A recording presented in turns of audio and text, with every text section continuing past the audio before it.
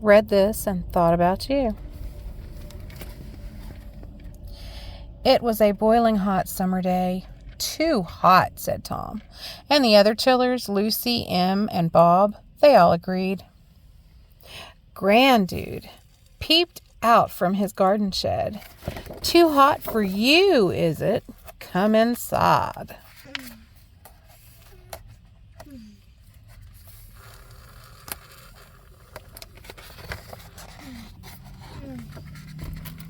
Welcome to my top secret invention shed, said Grandude.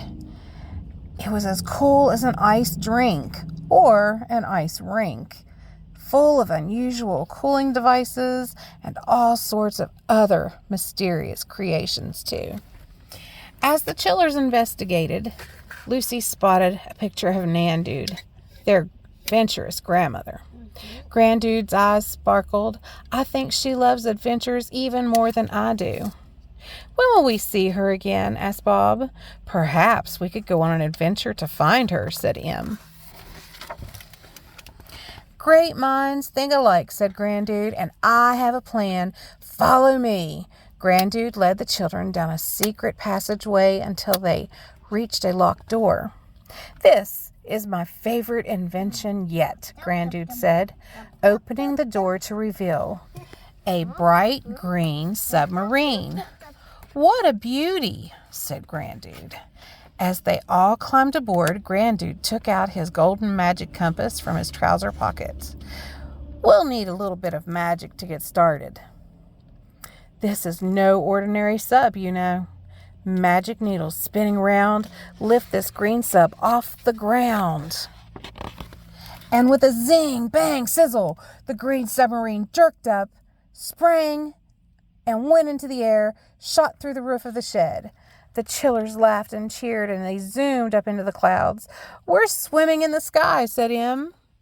I think I know who might be able to help us find Nandude, said Grandude as they flew along, singing songs and watching the world far below.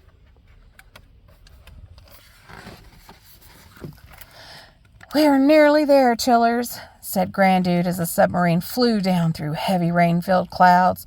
Hold on tight. They went whirling and bumping and spiraling down, down, down, landing at the edge of a little village.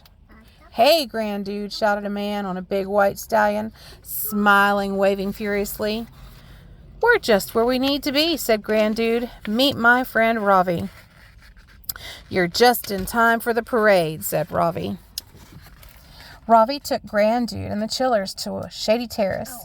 It was the perfect spot to watch the parade while Grandude and Ravi told stories about Nandude's adventures. Nandude taught me how to play this tune, said Ravi, strumming on his sitar. If you want to find her, just follow the notes and watch how it makes the animals sing and dance. But as they listened, another sound started. Drip, drop, plip, plop. The rain started coming down. Oh no, said Bob, the storm has found us. We won't be able to fly through a monsoon, said Tom as the rain poured down. Oh, don't worry, said Grandude. We won't need to fly. Quick, chillers, catch that sub. The green submarine was floating away on the rising waters. They all hopped aboard the submarine just in time. Ravi waved goodbye as the current sent them swooshing down the river.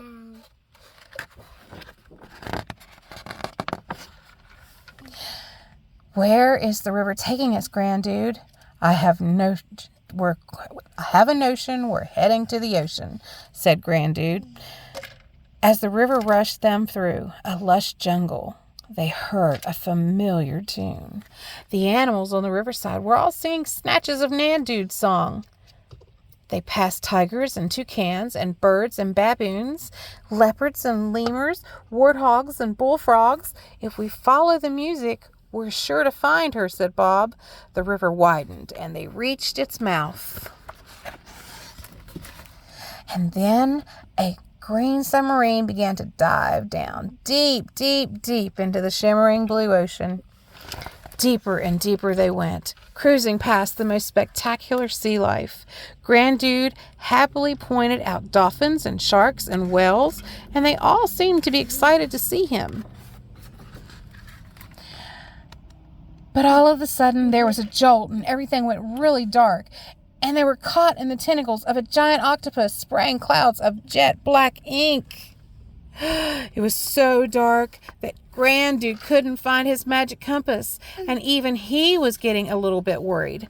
"What's that sound?" asked Bob nervously.